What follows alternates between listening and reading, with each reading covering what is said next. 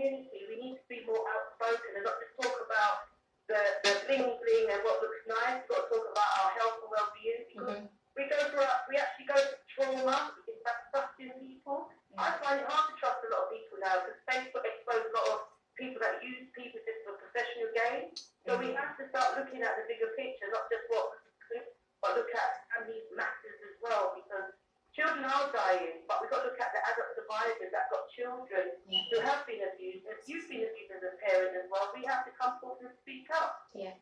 Right. That's incredible. Listen, Vanessa, thank you very much for sharing with us your experience. And I know you're out there, you know, using your voice, and I know you will continue to grab people to join this awareness campaign. Thank you very much. Thank you. Now, Chris, I know, you know, from what Vanessa is saying, you know, in the community, even her, she was told not to speak out, but she decided to speak out. But what about parents who are worried? They're worried, maybe they know about abuse, yeah? Maybe a mother knows about abuse in the home. Maybe a father might know about their abuse in the home. What advice would you give a parent who's worried, but does not want to speak out? What can she or he do? I can only speak from my own experience, obviously being in the work community. So this happened in my family home, okay? My first dad was a paedophile, so he got convicted. We've got an ongoing live police case at the moment, so I can't speak about that. But you can just imagine that there is sexual abuse in there, okay?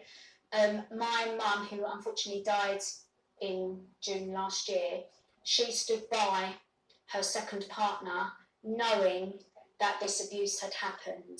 So because she decided, for whatever reason, to stay with the alleged abuser, she lost access to her 6 children and her grandchildren, because we chose that relationship was very dysfunctional, very domestic violence, and we didn't want to be part of it.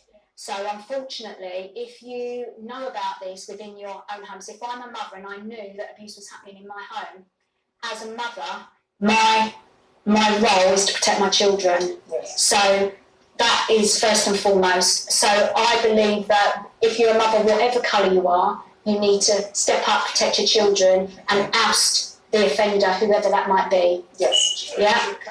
Children have to come first, and that's your role as the mother or the father, because it could be the mother who's offending. You just don't know. Okay. But that's easier said than done, obviously, because if the man has control, the woman has no money. There's lots of dynamics, and it's very complex, and it's easy for me to sit here and go, you should do A, B and C. But from where I'm sitting, my children come first, and if there was abuse happening, that offender would be out of the house. Don't think twice. But obviously there are lots of complexities in that, and some people actually feel stuck and they can't leave for whatever reason. So I'm not naive to this. I know that does happen. Sometimes if you know, okay, there's a person, maybe even the mother is being abused. Yeah. That's why they will stay. That's exactly. So we can talk, I can say, my daughter, my children come first. But let's look at that woman who's being abused by the husband, and she has no voice. Exactly. She just has to be so timid. That's why. So for as parents, whether you're a guardian, I don't have to wait for my own child, my own daughter. Any child that I see, this child is something of concern, I speak to them. Yeah. Because that's what we should do as people. And then when we're talking about churches, I'm sorry to say, do you know some elders in those churches are the perpetrators? Yes, I do know. Yes, they don't want to talk about that. Yeah. Not because it's shunned, but because he knows I do that. Yeah. They don't want the light shone on them, do they? So because they are the abusers. Because they are the abuser. Now, so the Sexual Abuse and Sexual Violence Week, Awareness Week, is highlighting on things like, you know, giving education, you spot, you know, abuse and how to deal with it, you know, also just sharing with the public the impact of what people go through. So it's about when they go through abuse, and then solutions also to, you know, whoever has been abused. But one thing I also want to ask, the abusers, the pedophiles, does treatment work for them? Do they get treatment? I mean, in this awareness week, are you also going to highlight on this. Do these people get treatment? I mean, Okay, so first of all, the Awareness Week is for individual survivors, but also survivor organisations who are highlighting the work that they do, and they might be running events throughout this week, and we're all tweeting and resharing everybody's information so that we trend and we make a massive impact all over the world, social media, yeah? Sexual offenders, do they get treatment? Right, now I've been told that if they're convicted, if they're in prison for a certain amount of time, they have to be part of an offenders treatment program. But if they are in prison for a short amount of time, then they won't even get on an offenders program. Do I believe that offenders programs change offenders? No, I don't. No, because the reason why I'm asking this is, okay, it's well and good we can do the awareness, we can do all these education and everything, but we haven't really gone down to the root, who are the offenders, who might come back up again and, make somebody a victim, So then it's just a recurrent trend. The painful thing is, this pedophile can do that even to a 2-year-old, a 3-year-old, and you tell me that the program will change that person. For that person to feel they can do that, it's because they don't have self-confidence. It's not an illness. I don't agree. So they're not. So can we say that they're not tougher sentences? We need tougher sentences, and that's one of the things that we're campaigning for, because the sentencing for example, fraud, they call it a white collar crime, could be double that of a sexual offender, a paedophile, and it's just crazy. The minute we get tougher with the sentencing, that sends out a message that we are not accepting this sexual abuse, sexual violence, and it won't put a lot of people off, because if they're that way inclined, they're that way inclined. However, I do want to point out that if a sexual offender, not even an offender, someone who's attracted to children may not offend. Not all of them do offend, but we're talking about the ones that actually do offend. Right. I don't believe they can be rehabilitated, as I've said, and I also know that obviously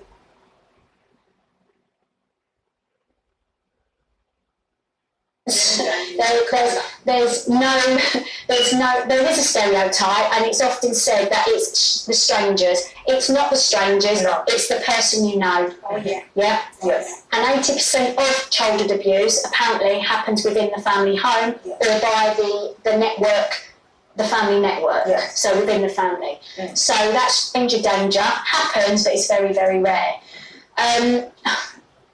It's a big question, it's an unanswered question, and we could really get a debate going on about that. But if you speak to a victim or survivor about sexual offenders, you often get very negative kind of conversations about it. We do not want to even to speak about it, because otherwise, if you are given shorter sentence, the victim is given a sentence for life. Of course, a life of post-traumatic stress disorder, a life of fear.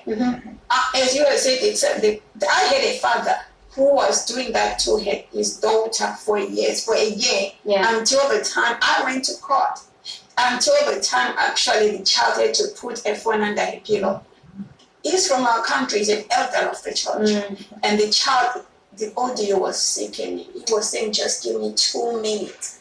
Do you know how much it was given? 14 years. Good. And he's gonna come out, he's gonna do half. Yes, it will. It's happening.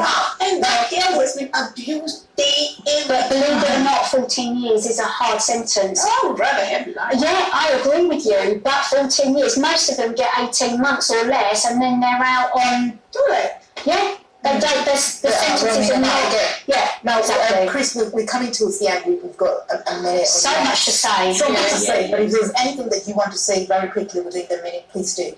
Basically, on the same day, the Monday the 5th, we have an event on in Parliament called Abuse is Not Colourblind. Yes. We also have Light Up the Night, which all supporters and survivors can come along to.